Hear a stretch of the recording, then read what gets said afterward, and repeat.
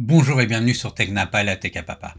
Alors, ceci est ma première vidéo après la vidéo précédente où j'annonçais que je faisais une petite pause suite à un événement survenu dans ma famille. Je voulais avant tout remercier les abonnés qui m'ont envoyé des messages sur Facebook ou en commentaire de la vidéo. Vous êtes vraiment en or, les commentaires étaient bienveillants. J'avais un petit peu peur d'avoir droit à la méchanceté d'Internet des fois et voilà, c'est pas vraiment mon monde hein, ça, donc voilà, je suis vraiment content. Alors, deuxième petit avertissement, vous avez vu qu'il y a une communication commerciale dans cette vidéo. Ce n'est pas l'imprimante en elle-même qui est la communication commerciale. L'imprimante, je l'ai payée moi, elle m'a pas été envoyée, il n'y a pas de partenariat ni d'arrangement quelconque avec Creality. J'ai essayé, ils n'ont jamais répondu à aucun de mes messages. Je ne suis pas encore un youtubeur d'impression 3D assez intéressant pour eux.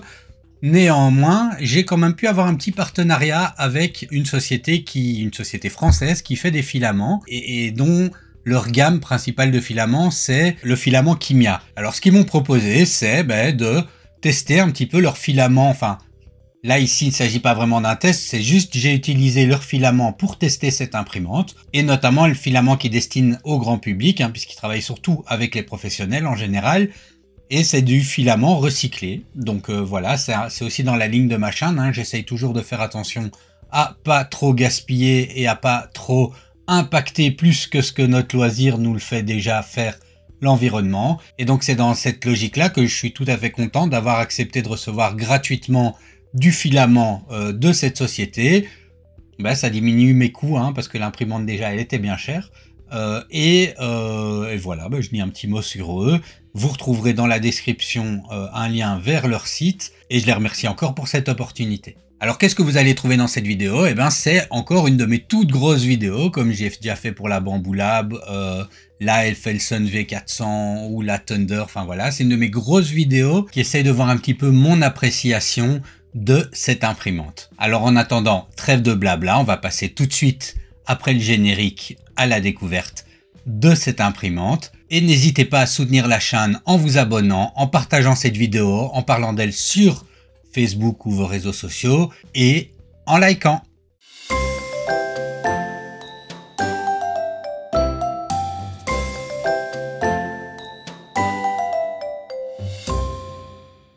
Alors voilà, bon, qu'est-ce qu'elle a dans le ventre cette CR-M4? Pourquoi est-ce que je l'ai choisie déjà? J'avais besoin d'une imprimante grande taille. J'en avais une avant qui était tombée en panne, elle avait 2 ans. J'ai essayé de la réparer plusieurs fois. Elle commençait à me coûter cher en réparation et donc j'ai décidé de regarder ce qui se vendait pour le moment dans les imprimantes grande taille.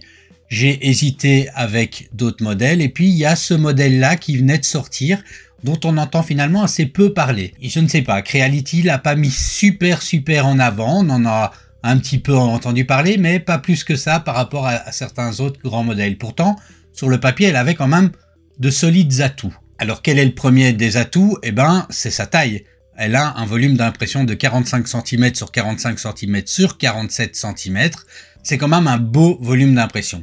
Je sais très bien et si j'en avais trouvé d'être disponible, peut-être que j'aurais craqué pour ça. Il y a les Elegoo Neptune qui sont sortis également et dont il y a le plus grand modèle qui offre quelque chose de similaire ou même plus grand pour un prix 2 fois moins cher, mais impossible d'en trouver. Et je n'avais pas 2 mois ou 3 mois qui étaient les délais qui étaient annoncés à attendre pour pouvoir continuer à faire mes projets de grande taille. Donc, voilà, j'ai mis un petit peu les moyens. Alors, je l'ai déjà dit, je précise, j'ai acheté cette imprimante. Pour moi, c'était à peu près 1300 €. C'est un investissement pour mon loisir et pour les projets que je veux mener. Bon, concrètement, qu'est-ce qui m'a fait choisir cette imprimante? Comme on peut le voir, elle a, outre sa grande taille, une qualité de conception qui est dite de grade quasi industriel. Alors qu'est-ce que ça veut dire? Les matériaux sont nobles, ils sont solides, ils sont durs, c'est pas du plastique, c'est que du métal bien solide et de l'aluminium, à part une ou deux petites pièces qui sont en plastique. Et c'est censé garantir aussi une stabilité pour les impressions grande taille. Alors, je le dis tout de suite, on va pas faire de la vitesse avec cette imprimante. Elle imprime bien à 50-60 mm secondes. J'ai une Bamboo Lab qui permet de faire du 300, 250-300. C'est pour la vitesse, je fais autre chose. Ici, c'est vraiment pour les grands formats. Alors, autre avantage ici, ce sont les rails linéaires pour l'axe Y. C'est également, ça participe de la stabilité en ce qui concerne l'impression et notamment quand on est sur des grands formats. Alors ils disent qu'il y a plusieurs manières de pouvoir imprimer. Eh ben, on peut imprimer avec une clé USB-A, USB-C. On peut directement la mettre en LAN ou en Wi-Fi sur son réseau. Et une fois qu'elle est sur le réseau, on peut soit imprimer directement en LAN ou passer par leur Creality Cloud. Alors, je le dis tout de suite, hein, c'est vrai. Enfin, j'ai pas été convaincu ni de l'application ni du Creality Cloud. L'impression sur le réseau directement via leur slicer Creality Print. Voilà, avec Creality Cloud, Creality Print, tout ça on s'en perd un peu. Mais donc l'impression en LAN directement, voilà, ça a fonctionné, mais on est obligé d'utiliser le Creality Slicer. Donc moi, comme je continuerai à utiliser plutôt Prusa Slicer à l'avenir, ben, j'irai mettre mon G-code sur la petite clé USB et j'irai la mettre dedans. Voilà, j'ai l'atelier à côté de l'ordinateur, donc ça c'est pas un gros problème. Un autre avantage de cette imprimante également, c'est le Direct Extruder avec leur nouvel extrudeur à double engrenage d'eSprite. Il est plébiscité, on le retrouve sur d'autres modèles. J'ai également une CR10M Smart Pro. Oui, c'est compliqué, qui utilise le même genre de dual extruder. Donc voilà, j'en suis assez content. Donc a priori sur le papier, elle est censée donner quelque chose de positif à ce niveau-là. Alors on voit aussi tout de suite sur l'imprimante, hein, les câbles sont protégés par un chaînage d'origine. Il y a des axes de maintien puisqu'elle est quand même haute et il y a un double support de bobine, mais voilà, il n'y a pas un double extrudeur, hein, je le précise tout de suite. Alors, il y a un CR Touch intégré, bon ça on a dans toutes les imprimantes maintenant, mais bah, il le précise, à 25 points avec un nivellement automatique. Alors, on a un système anti-wobbling pour le double axe Z. Alors, bon, si on reprend ici, hein, on verra. Qu'est-ce que c'est le système anti-wobbling? Ben, quand on imprime en hauteur comme ça, et surtout plus c'est haut, il peut y avoir des micro-oscillations qu'on va voir apparaître sur le modèle et créer des petits effets comme ça de vagues. Ce système est censé éviter ça. Alors on a une feuille d'acier magnétique pour le plateau pour retirer facilement les impressions et alors c'est un des gros points aussi. Là je vais pas pouvoir le tester tout de suite dedans, mais on a une alimentation de 800 watts qui est censé être d'extrêmement bonne qualité et qui garantit de pouvoir imprimer plus d'une quarantaine de jours non-stop sans défaillance électrique. Quand on imprime des modèles de grande taille, alors si vous avez l'habitude des impressions qui font 10-12 heures et que vous trouvez ça long, vous n'allez pas être patient du tout avec ça.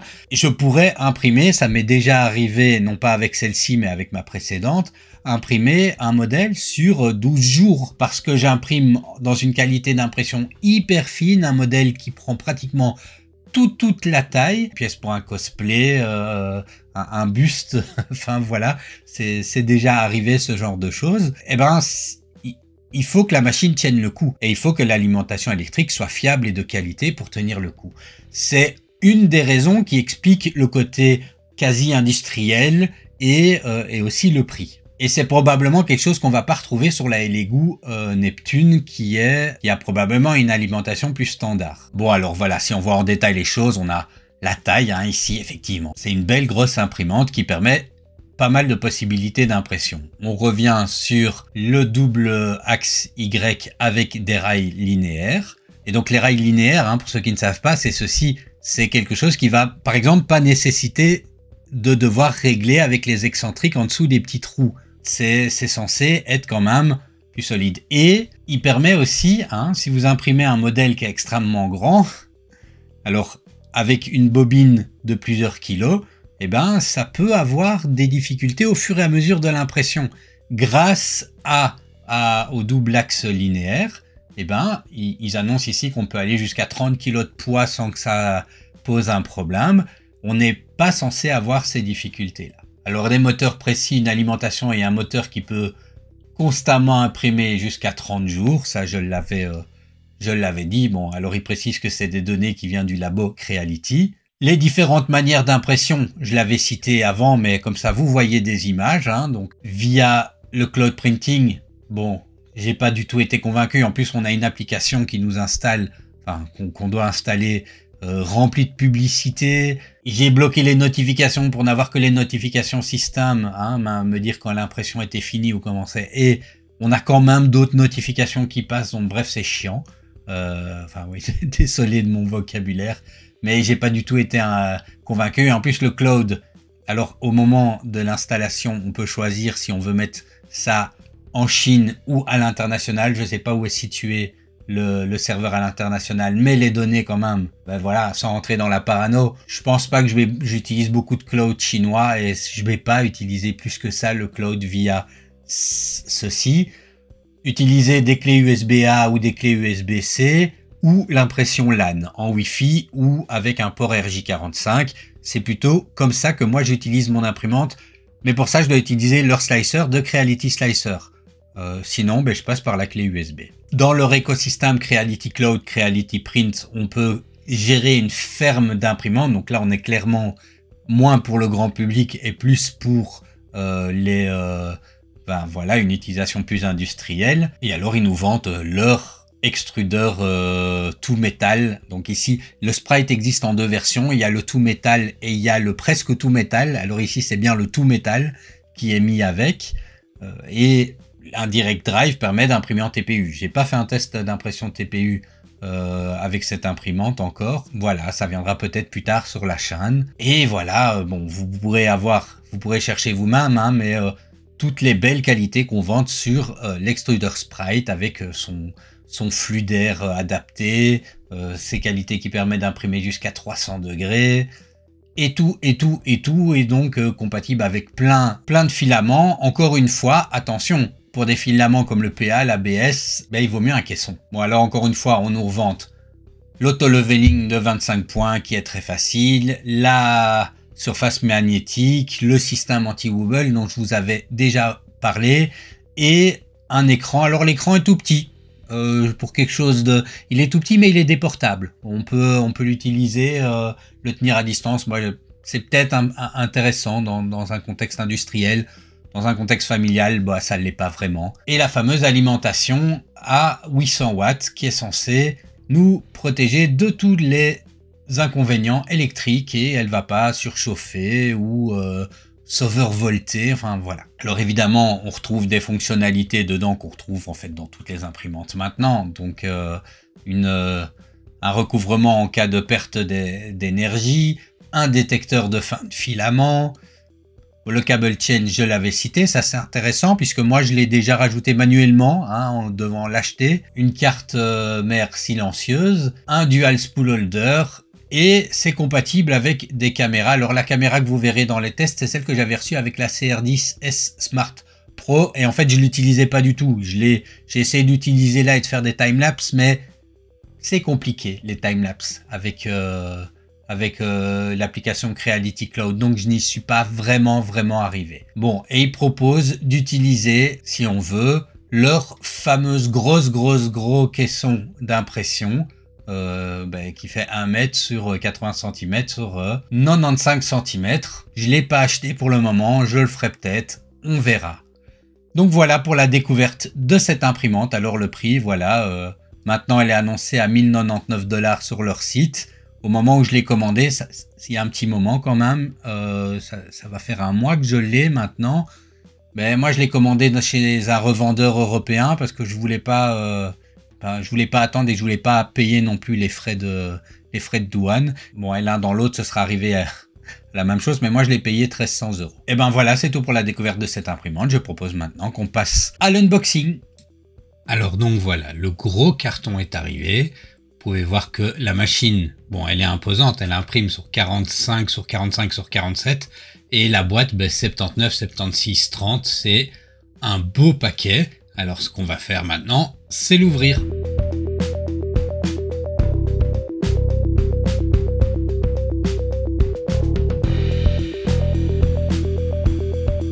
Alors voilà, une fois ouvert, on a quoi? On a une bobine de filament de 500 grammes, hein, donc c'est une grosse imprimante, il donne une petite grosse bobine. En général, on soit du 250 grammes.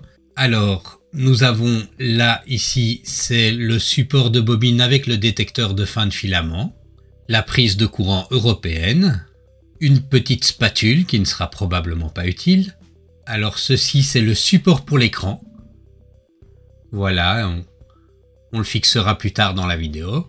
Ici, ce sont des pièces accessoires au support de bobine.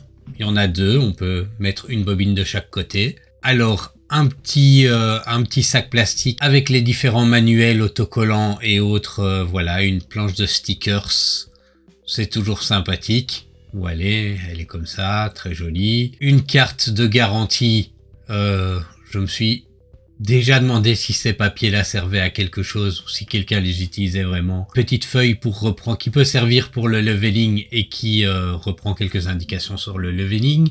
Et le manuel qui est en plusieurs langues et qui paraît assez complet. Alors, on a un petit accessoire pour nettoyer les buses. On a un petit sac avec toute une série d'accessoires. Une clé USB avec certainement les fichiers de configuration et autres. De la quincaillerie, de la visserie, encore des vis, les petites clés Allen et tournevis qui sont utiles pour monter la machine, une hot end de rechange avec la cartouche de chauffe, le thermistor, des petits colsons et alors là, un truc pour nettoyer la buse et une pince, les fameuses pinces Creality. Elle va être bleue, voilà, j'en ai 150 des pareils. Bon, j'exagère un petit peu, mais vous voyez le principe. Et alors, on a également l'écran. Voilà, ça c'est sur la partie supérieure de l'emballage. Dans la partie inférieure, on a quoi? On a sur le côté les axes de soutien de l'axe Z. On en a un de chaque côté. La machine est lourde, donc ça c'est le portique. Et comme vous voyez, il fait son poids. Et ensuite, la base de la machine, ça va être sacrément difficile de la retirer. Je vais la retirer et je vous retrouve tout de suite après. Donc voilà, je l'ai retirée, c'était vraiment pas facile. Alors, comme vous pouvez voir, c'est la base de la machine. Elle est costaud quand même. Il y a une base bien solide avec des tenseurs de courroie. Une plaque magnétique qui peut être retirée pour retirer plus facilement les impressions. Voilà, elle se reclipse. Alors c'est pas mal, il y a un petit détrompeur en haut avec deux petites vis. Parce que des fois, quand on remet ces trucs, c'est difficile. Les courroies qui semblent bien tendues. Et donc, vous voyez ici, l'axe Y est un axe linéaire. Donc, c'est toujours plus intéressant pour la stabilité. Alors, il y a une prise USB type A et une prise USB type C pour pouvoir charger les fichiers à l'intérieur. C'est plutôt pas courant, la prise USB type C et finalement même la prise USB type A pour les fichiers G-code plutôt que la petite carte micro SD, c'est pas plus mal. Les câbles sont directement, comme vous pouvez voir, renforcés et le tout fait quand même sacrément son poids et a l'air assez solide vu comme ça. Alors nous avons également le portique qu'il va falloir fixer dessus et vous pouvez voir qu'il est, il est quand même costaud. J'ai des grandes mains, je suis pas tout petit et comme vous pouvez voir, il est quand même sacrément costaud. Alors je vais essayer de manipuler ça sans trop le casser. Là, je vois que la tête d'impression va falloir resserrer un petit peu les excentriques parce qu'elle bouge un petit peu, mais bon, ça c'est pas grave. Donc voilà, ceci est tout ce qu'on avait dans la boîte. C'est pas super fourni, mais bon, c'est classique pour une imprimante. Alors, nous allons passer au montage de la machine. Donc, c'est pas très compliqué. Il faut visser le portique, mais il y a quand même quelques câbles à attacher, particulièrement, notamment ces chaînes. Alors, la première vient se mettre ici dans la hot end. C'est pas très compliqué. Il y a un endroit où le brancher. Ensuite, on vient tourner le portail et on vient fixer la chaîne de manière un petit peu plus solide avec des vis sur l'arrière de la haute end. Alors une fois que ceci est fait, on va venir brancher la chaîne ici la clipser. On peut pas trop se tromper, vous voyez, hop, on clipse la chaîne sur l'axe Z et on passe à l'étape suivante. Alors maintenant, comme vous voyez, j'ai mis sur le côté l'imprimante et je l'ai un petit peu avancé pour avoir du surplomb et je viens fixer le portique par en dessous. Une fois que j'ai fixé les deux côtés du portique, je retourne l'imprimante et je viens, comme vous voyez ici, clipser une autre petite chaîne, un câble qui est mis dans une petite chaîne. À l'arrière, le câble qui va monter tout le long de l'axe Z. Et donc je viens le clipser à deux endroits, au niveau de la structure et au niveau de l'axe X. Et bien une fois ceci fait, je viens fixer les deux montants de soutien de l'axe Z. Je ne dois pas oublier d'utiliser les petites rondelles qui sont fournies avec.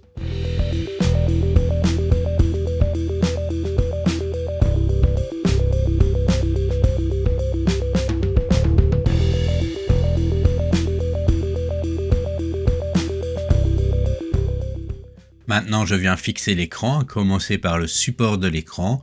Donc voilà, c'est quelques vis à mettre, rien de bien compliqué. Et ensuite, je viens simplement brancher l'affiche à l'arrière de l'écran en lui-même, comme ceci. Et j'ai plus qu'à poser l'écran sur son support. Alors, l'étape suivante consiste à monter le support de bobine. Donc, vous pouvez voir que vous avez deux emplacements pour les bobines sur le support. Donc, voilà, on vient fixer les deux comme ça. Désolé un petit peu pour l'autofocus qui s'est pas fait comme je voulais. Et puis on vient tout simplement clipser en haut du portique le support qu'on vient de monter et on attache le petit câble du détecteur de fin de filament. Alors après on retourne l'imprimante et en dessous d'elle on vient brancher une fiche dans le moteur des axes Y. Il reste deux moteurs à brancher de chaque côté de l'imprimante. Donc voilà, on vient brancher le petit câble de ce moteur-là. Ensuite, on branche le petit câble de l'autre côté. Et voilà, au niveau des câblages, c'est terminé. Dernière petite étape, c'est de resserrer les excentriques. Alors, il n'y en a pas beaucoup, mais notamment au niveau de la haute end, j'avais vu qu'ils étaient assez lâches. Donc voilà. Je resserre les petits écrous excentriques au niveau de la haute end et voilà. Voilà, le montage de l'imprimante est terminé. Je vais pouvoir passer maintenant à la découverte de l'interface. Alors, me voilà pour la découverte de l'interface. Donc ici, vous voyez en temps réel le temps de chargement de la machine. Voilà, donc on a une interface qui est sobre. On voit le modèle en 3D, l'interface est divisée en trois sections, donc la section print, et ça c'est la liste ici des fichiers qui se retrouvent sur la carte SD, la section prepare qui permet de préparer la machine, bouger les axes, ajuster le Z offset, bloquer ou non les moteurs, et faire tout ceci avec trois pas de précision, 0,1, 1 ou 10 mm. C'est également là que nous allons retrouver la touche Home, voilà, pour faire un Home automatique de la machine.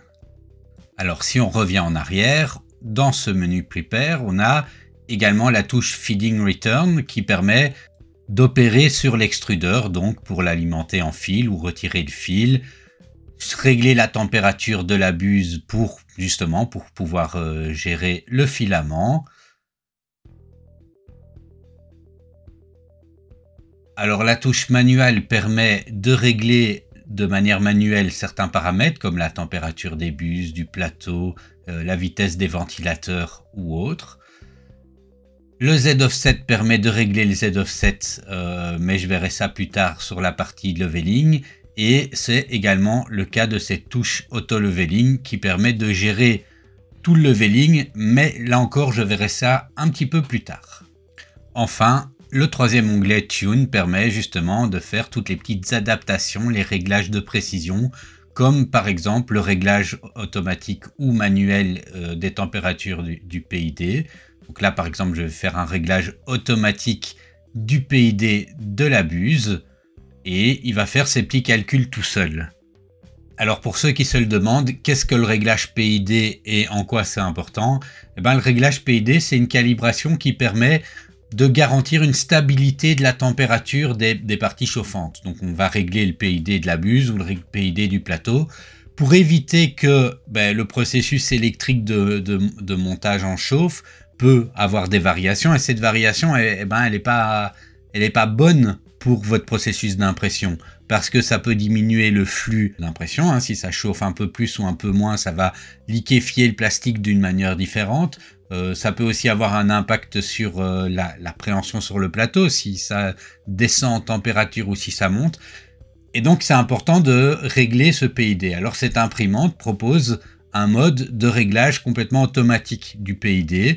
Je ne vais pas rentrer dans les détails maintenant ici de comment ça fonctionne, mais pour le test, on va lui faire confiance et on va utiliser cette partie un peu automatique de chauffage du PID.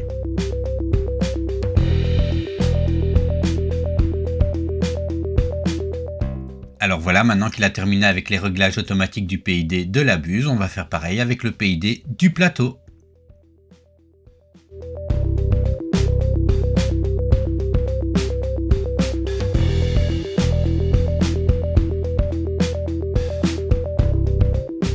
Alors voilà, j'ai réglé automatiquement les PID de la buse et du plateau.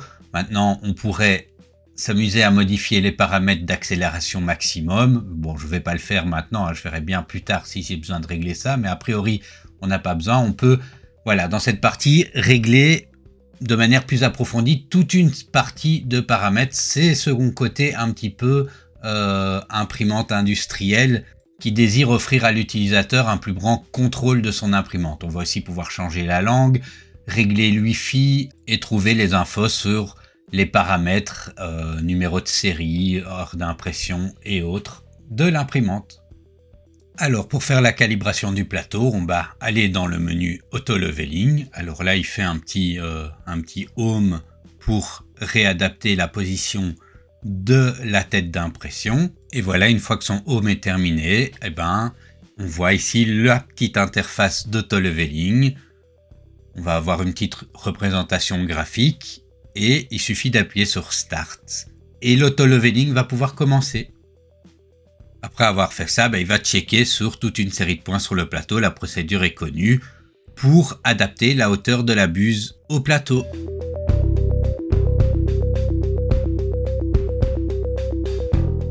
Alors une fois le maillage effectué, on va venir régler la hauteur du Z. Là encore une procédure très connue. Donc on va placer une petite feuille de papier A4 et faire descendre avec le menu Z Offset la buse jusqu'à ce qu'il y ait un petit frottement sur la feuille.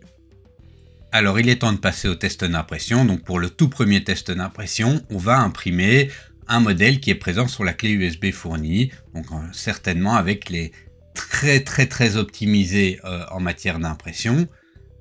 Mais par contre, par rapport à la taille d'impression du plateau, c'est un peu ridicule, hein, un petit lapin. Et d'ailleurs, vous pouvez voir ici sur l'interface qu'on voit la petite représentation visuelle du lapin et on verra petit à petit les couches monter sur l'image. Alors donc voilà, là il a commencé son impression et donc on va se retrouver plus tard pour voir ce que ça a donné. Alors voilà, la première impression est terminée dans le temps qu'il disait, hein, il a mis à peu près 1h50. Voilà, comme on peut le voir, ça a fonctionné. Alors c'est un peu compliqué à retirer, donc il tient bien.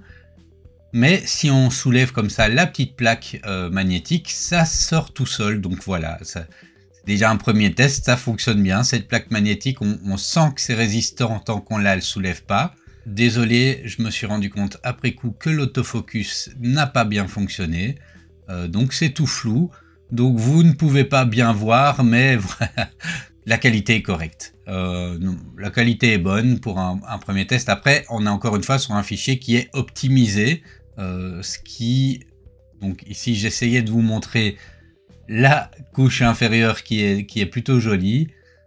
mais c'est tout flou. Bon, voilà, premier test avec un fichier optimisé fourni par le fabricant, plutôt réussi. Bon, alors je l'ai cité en début de vidéo, petit moment promo, donc si, comme je le répète, l'imprimante ne m'a pas été envoyée, je l'ai acheté hein, et elle a coûté cher.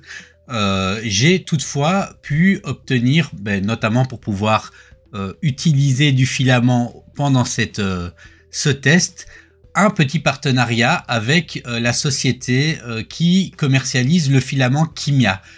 Voilà, donc c'est un filament, enfin cette société commercialise toutes sortes de filaments, ils sont plutôt à destination d'un public industriel, mais ils ont une gamme de filaments, notamment le PLA R recyclé, ils ont également du PETG R, donc recyclé, qui est une gamme de matériaux recyclés qui destine plutôt au grand public et voilà, qui va un petit peu dans le sens de ce que j'ai déjà montré dans ma chaîne, hein, c'est-à-dire des filaments éco-responsables. Donc voilà, il y aura le lien en description si vous êtes intéressé de connaître leurs produits et de les acheter. Et je les remercie d'avoir fourni le filament nécessaire au test de cette imprimante. Et donc voilà, pour tester ce filament Kimia et là le PETG, je vais imprimer sur la Creality CR M4 ce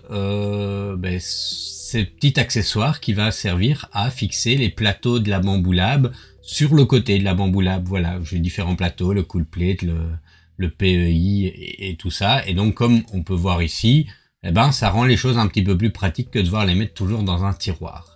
Et je pense que le PETG est approprié pour ce genre de pièce un petit peu plus mécanique qui va devoir subir une petite pression de temps en temps et une petite résistance. Donc je vais voir ce que ça donne avec ce filament recyclé, avec ce PETG recyclé, pour voir si on est exactement sur les mêmes capacités qu'un filament dit non recyclé. Petite remarque, je ne trouvais pas que la forme de l'objet était particulièrement adaptée ou utile, notamment cette barre entre les deux, donc je l'ai un petit peu modifié. Donc ce que vous verrez imprimé, c'est ma version un peu modifiée de la pièce. Alors avant de chercher un profil pour d'autres slicers tiers, tels que Cura ou Super Slicer, Prizza Slicer et autres, je vais installer et tester leur slicer Creality Print, qui est celui qui est proposé avec la machine. Donc comme ça, déjà, on voit ce que ça donne avec ça, et puis c'est la première fois que j'utiliserai Creality Print, donc je verrai un petit peu ce que ça donne. Le fichier se trouve sur la clé USB, il y a peut-être une version plus récente sur leur site directement. Je vais tout simplement l'installer. Et donc voilà, le logiciel comme il se présente. Alors on me propose le choix entre deux chinois différents ou l'anglais, donc je vais choisir l'anglais, et le serveur chinois ou international. Donc je vais choisir international. Et alors ici, moi c'est une CR. Et je vais choisir mon imprimante, c'est la CR M4, voilà, donc je vais l'ajouter. Et voilà, a priori ceci est l'interface du slicer. Bon alors on est sur quelque chose de connu, hein. Ici, je crois que de base il met une Ender 3 également, je vais la supprimer puisque je n'ai pas d'Ender 3. Donc voilà, je suis sur une CR M4. Alors, comment est-ce que ça fonctionne ici? J'ai une liste de profils. Ici, je vais tester du PETG. Je vais faire un nouveau profil pour ce PETG là. Hein. Donc, le matériel, c'est du PETG, pas du CR PETG, mais bon, on va dire. Hein. Alors, on va lui demander de copier depuis le profil PETG low. J'ai pas l'impression que je peux changer le nom. Bon, on va voir. Je vais copier le matériel comme ça et puis je vais indiquer les paramètres d'impression recommandés par Kimia. Et donc voilà, c'est ici le filament PETG R de Kimia. Et il conseille une température de la buse entre 230 et 250. Habituellement, ce que je fais, c'est la moyenne. Donc on va essayer comme ça. Température d'impression à 240 avec, je vais mettre 250 pour la première couche, et alors pour le plateau entre 70 et 90, donc je vais mettre 80. Voilà, 85 pour l'initial. Et je vais pas toucher aux paramètres de flow. Pour la vitesse d'impression, 50 mm/s, considère entre 30 et 70, donc on va laisser 50. Je vais pas modifier plus de paramètres que celui-là. Juste un simple raft pour l'adhésion. Voilà. Je vais laisser ces paramètres-là. Je vais peut-être juste mettre 3 périmètres. Et je vais sauver. Alors si je retrouve maintenant ici mon CR PETG. Voilà. C'est un peu dommage. Je sais pas lui donner un nom personnalisé, on dirait, mais... Ok. Bon, je crois pas de toute façon que je continuerai à utiliser ceci. J'ai mes habitudes avec Prusa Slicer ou avec Cura.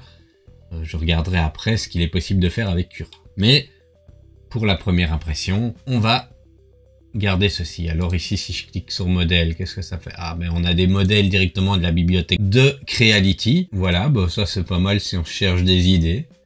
Moi, c'est pas ce que je vais faire. Hein. Moi, je vais imprimer donc le support de plateau pour ma Bamboo Lab. Mais ouais, c'est toujours amusant qu'on puisse avoir directement accès comme ça à une banque de données de modèles 3D à imprimer. Alors, je vais donc venir ici importer mon modèle. Voilà, c'est deux petits plateaux. Hein. Je vous montrerai une fois imprimé ce que ça donne.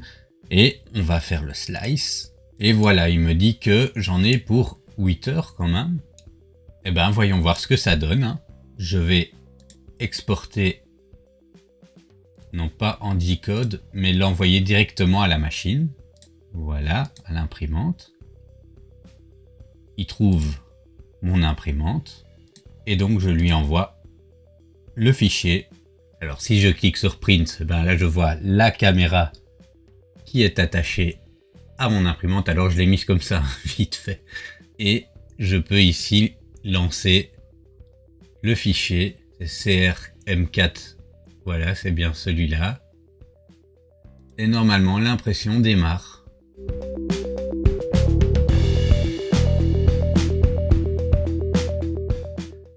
Alors voilà, les fichiers sont terminés. Bon, ils tiennent bien, hein. Même en soulevant la plaque magnétique, le PETG, c'est connu pour bien tenir, donc ben, je crois que je vais devoir y aller à la spatule. Voilà, cette fameuse spatule Beltac qui est probablement l'un de mes meilleurs achats. Voilà. Et ben, ça a l'air d'avoir bien imprimé. Le filament, ben, ça a l'air solide. Il y a un petit peu de stringing. Ça, c'est probablement des réglages à faire dans les paramètres de température du filament. J'aurais dû mettre peut-être un tout petit peu moins chaud, mais c'est très propre quand même. Et ben voyons voir ce que ça donne une fois qu'on les utilise. Et donc voilà, ben, ça donne ça, hein, c'est bien fonctionnel. Je les ai collés un petit peu sur le côté et ben voilà, ça tient bien mes plaques, ça a la bonne taille et ben ça fait le taf. Et le filament lui-même est très bien. J'ai pas vu la différence avec un PETG standard.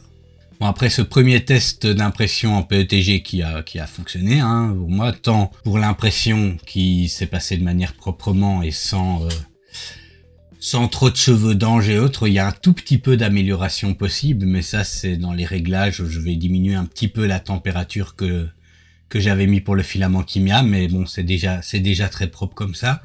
Je vais maintenant essayer en PLA.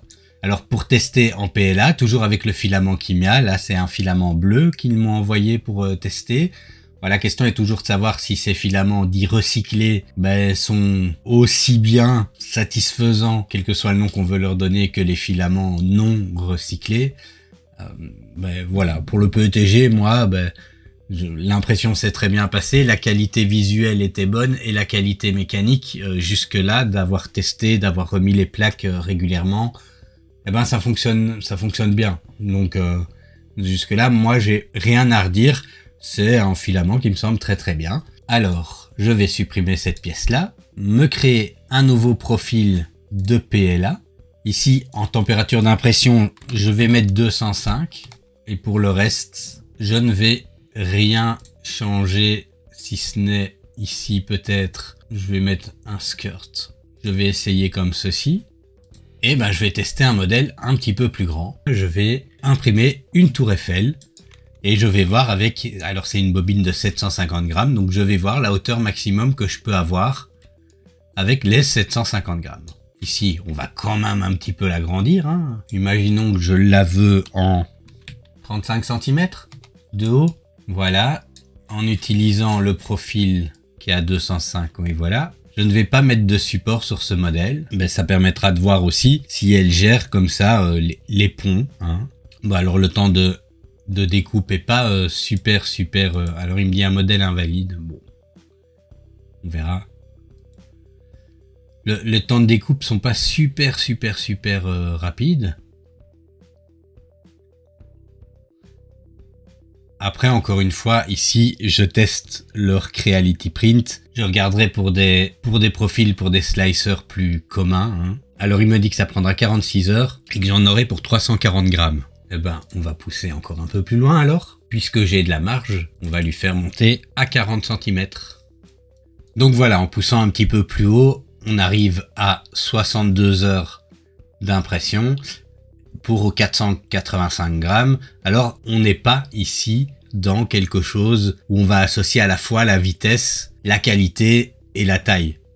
Pour moi, cette imprimante est une imprimante qui me servira pour les projets de grande taille. Pour la vitesse, j'ai d'autres imprimantes, notamment la Bambu Lab. Alors ici, vous voyez, on est environ à 50 mm/s, entre 50 et 33 la plupart du temps. Alors la vitesse d'impression qui est prévue dans le slicer, c'est 50. Il adapte un petit peu en fonction de ce qu'il doit imprimer. Mais donc voilà, on va essayer comme ça, hein, pour commencer. Donc si je fais print et que je viens ici, voilà, maintenant il l'a. Ok, donc je vais pouvoir lui envoyer. Alors la caméra n'est pas du tout à jour, hein. Mon plateau est vide et je ne suis pas devant mon plateau avec la main occupée à ressortir une pièce. Donc voilà, je ne sais pas non plus pourquoi ça bug à ce niveau-là. En tout cas, j'avais envie d'abord, avant d'imprimer avec la clé USB, de tester cette solution d'envoi directement par le réseau à l'imprimante, hein, puisque ça fait partie de ce qui est vendu avec l'imprimante et qui est considéré comme une des valeurs ajoutées de cette imprimante. Eh ben, on va maintenant aller regarder du côté de l'imprimante pour voir si ça commence bien à s'imprimer.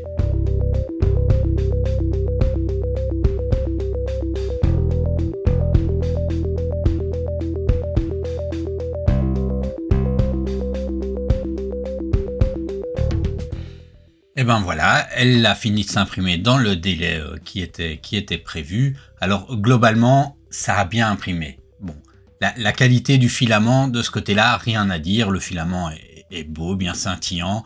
Il n'y a pas trop de soucis, il n'y a pas de stringing, donc les températures étaient bonnes. Maintenant, c'est plutôt au niveau de l'impression qu'on a quelques petites difficultés. Regardez, par exemple, en haut, l'imprimante a eu du mal à gérer. Alors je répète, c'est une impression qui s'est faite absolument sans aucun support. Ça facilite pas les choses, mais vous voyez ici, il y a eu un petit peu du mal à imprimer ça. C'est dommage. Alors, autre petite difficulté, il n'a pas vraiment réussi à imprimer les balustrades. Là, je les ai retirés sur l'image parce que ça avait fait un petit peu de cheveux d'ange. Mais donc, les balustrades n'ont pas réussi à être imprimées. Bon, alors pour l'adhésion au plateau, aucun problème, hein, il tient bien. Et encore une fois, lever le support magnétique permet de faire retirer ça très vite, très bien. Alors on a un tout petit peu de crasse liée au fait qu'il y a quelques petits trucs comme les balustrades qu'il n'a pas su imprimer. Mais globalement, on peut voir, c'est nickel, c'est net. Alors avant d'entamer l'impression des deux derniers modèles de test que je vais imprimer pour ici, je vais essayer de rajouter cette imprimante dans Prusa Slicer et dans Cura. Alors dans Prusa Slicer, je vais aller regarder déjà si l'imprimante est reprise dans les profils par défaut et elle n'y est pas. Donc en fait l'astuce c'est d'utiliser la Creality CR10 Max. Là ici je n'ai qu'une buse, une 204, donc utiliser les paramètres de celle-ci et un tout petit peu les modifier et notamment modifier les G-codes de démarrage et de fin d'impression. Alors ça aurait été évidemment plus pratique s'il existait des profils tout faits, notamment sur le site officiel de Creality, mais il n'en existe pas.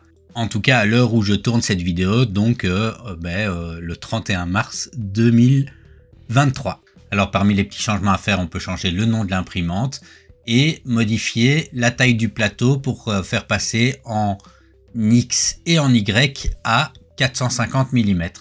470 étant déjà la taille qu'il y avait. Alors maintenant, ce que nous devons faire, c'est aller dans les réglages de l'imprimante et modifier les G-codes de début et de fin. Alors, pour les connaître, tout simplement, ce qu'on va faire, c'est aller les chercher dans le slicer Creality Print et les copier-coller vers Prusa Slicer. Et voilà, c'est à peu près tout pour pouvoir imprimer avec la CR-M4 depuis Prusa Slicer. Alors, il n'y a pas non plus de profil disponible à cette date pour Cura, et donc le principe va être le même dans Cura. On va aller chercher dans la liste des imprimantes disponibles la Creality CR10 Max et on va tout simplement modifier le G-code de démarrage et de fin d'impression. Alors pour ça, on va faire encore comme on a fait précédemment, c'est-à-dire aller chercher dans Creality Print et venir copier-coller à la place de ceux qui existent pour le moment.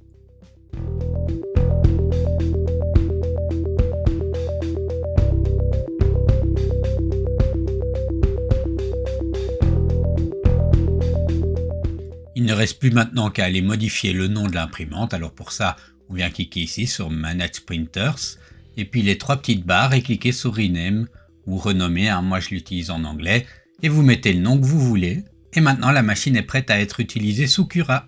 Alors pour tester une impression sous Prusa Slicer, toujours avec le filament PLA de Kimia, je vais prendre un Benchy et bon, soyons fous, puisqu'on a une imprimante grande taille, on va imprimer le Benchy en grande taille. Alors ici, si j'essaye à 200%, je vois que j'en ai pour une soixantaine de grammes et à peu près 7h30 d'impression.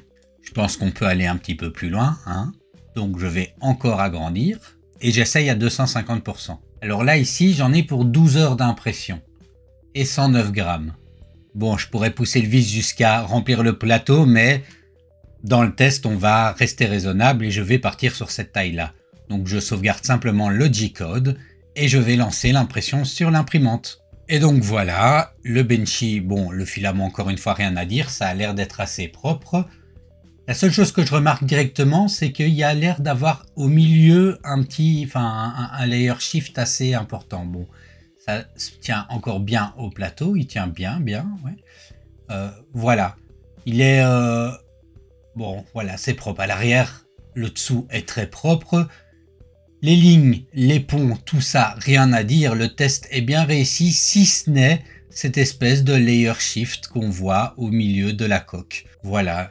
Mais bon, c'est globalement, je dirais, pour un profil qui n'est pas optimisé. J'ai pris celui de la CR10, je l'ai modifié et pof, je pense qu'on peut dire que c'est pas trop mal. Maintenant, je vais encore optimiser un petit peu le tout. Alors pour tester l'impression sous Cura, je vais essayer ce petit astronaute, voilà, flexible. Je vais pas modifier sa taille, mais je vais toujours utiliser le filament Kimia, donc je viens le rajouter. Alors pour ça, je vais prendre simplement les paramètres standards du PLA et je vais mettre la température à 205 comme j'avais fait précédemment. Voilà, je le mets en bleu et je nomme PLA R et Kimia pour la marque et voilà la température à 205 et au niveau des paramètres d'impression je vais rester sur globalement les paramètres standards sauf peut-être augmenter le nombre de périmètres à 3, modifier le motif de l'infill en gyroïde parce que j'aime bien utiliser ce motif là et ensuite générer des supports. Les supports je vais pas trop modifier aux paramètres des supports et je vais slicer comme ça pour voir ce que ça donne. Et voilà, il est censé me l'imprimer comme ça en 17h46 avec un petit peu de support, et on va voir ce que ça donne. Alors voilà, il a fini de l'imprimer, ça s'est bien passé, dans le délai qui était prévu.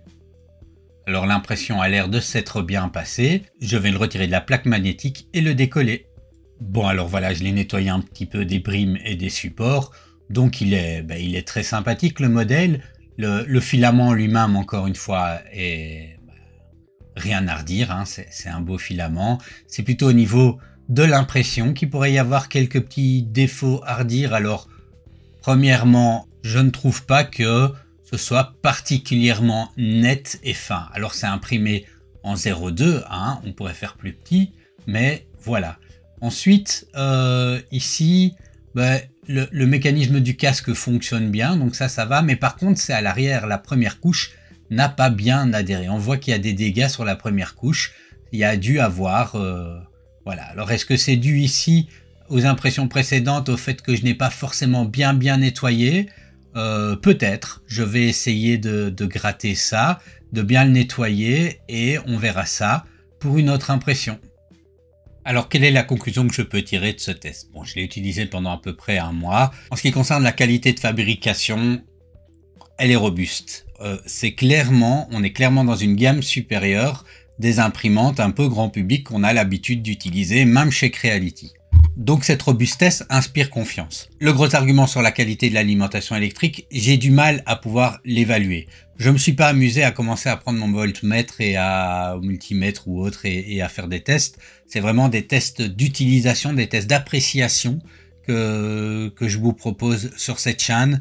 Et j'ai pas eu de problème avec. Voilà. Hein, elle tourne en fait quasi non-stop depuis un mois. J'ai pas eu de problème avec. Un mois sur plein de projets différents, ceux que j'ai testés dans cette vidéo, mais aussi d'autres impressions que j'ai faites pour moi ou pour des commandes pour des amis ou autres. Et je n'ai pas eu de problème avec d'interruption électrique, de difficultés quelconques de ce côté-là. Donc ouais, je veux bien faire confiance sur l'alimentation. En ce qui concerne la qualité, j'ai pas été bluffé. On a pu voir dans le test qu'il y avait des fois un peu de layer shifting.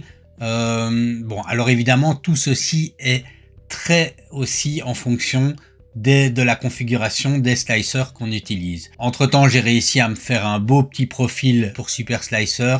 Et maintenant, je suis content de la qualité de mes impressions. Mais je trouve quand même que une imprimante qui est vendue plus cher, qui est censée être quasi de grade industriel, l'écosystème logiciel qui est fourni avec n'est pas à la hauteur. Quand on voit ce qui se passe chez Ultimaker, quand on voit ce qui se passe chez d'autres fabricants, Idea Maker et tout ça, qui ont leurs machines plus de qualité industrielle et qui ont des slicers qui tiennent la route, un écosystème qui tient la route. Ici, je trouve quand même qu'on vend un petit peu beaucoup le terme industriel. Leur slicer et leur cloud est pourri, enfin voilà, point.